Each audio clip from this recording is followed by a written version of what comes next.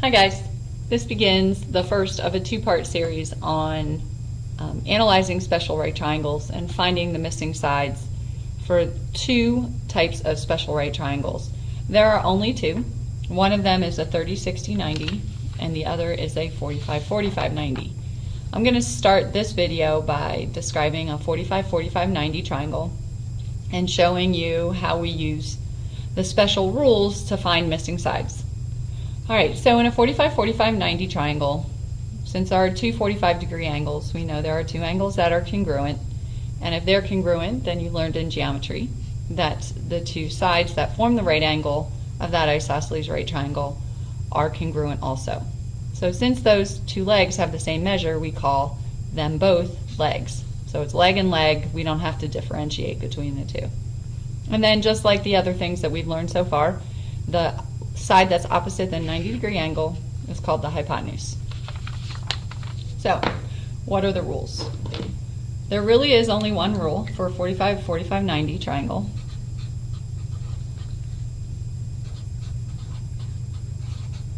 And that rule says that the hypotenuse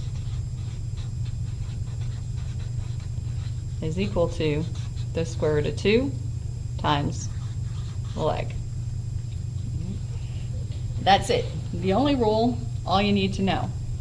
But perhaps sometimes you'll know the hypotenuse and you have to find the leg.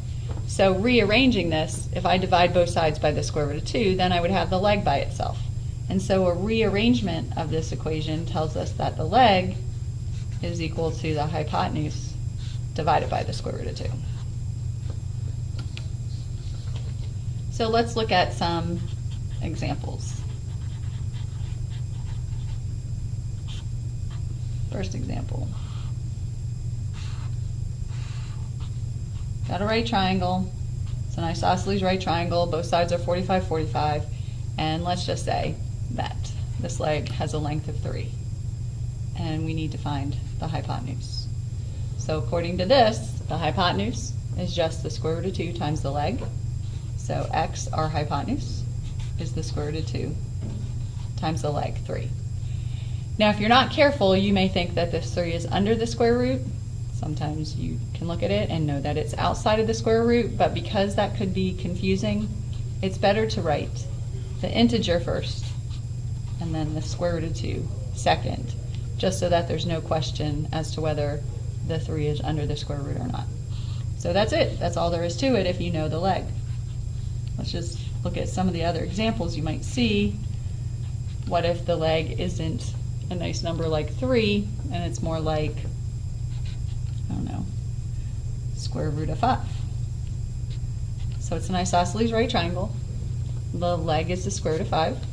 So to find the hypotenuse, we're just going to take the square root of 5 times the square root of 2, and that's going to give us the square root of 10. So the hypotenuse in this right triangle is equal to the square root of 10.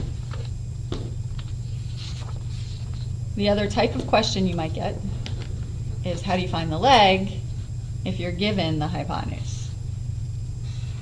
So let's look at an example of that. So let's say the hypotenuse is 2.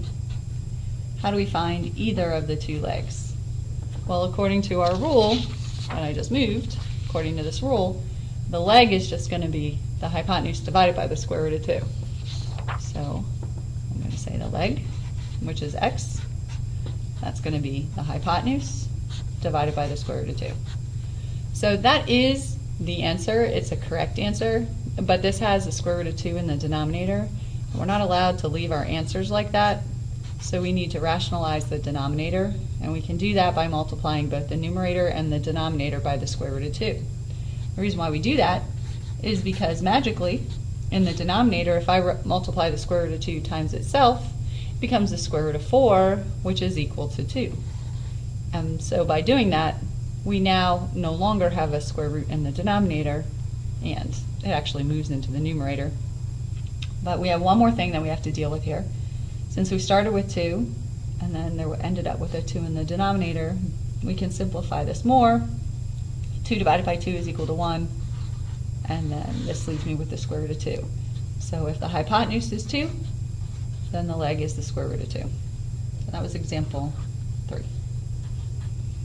Let's do another one.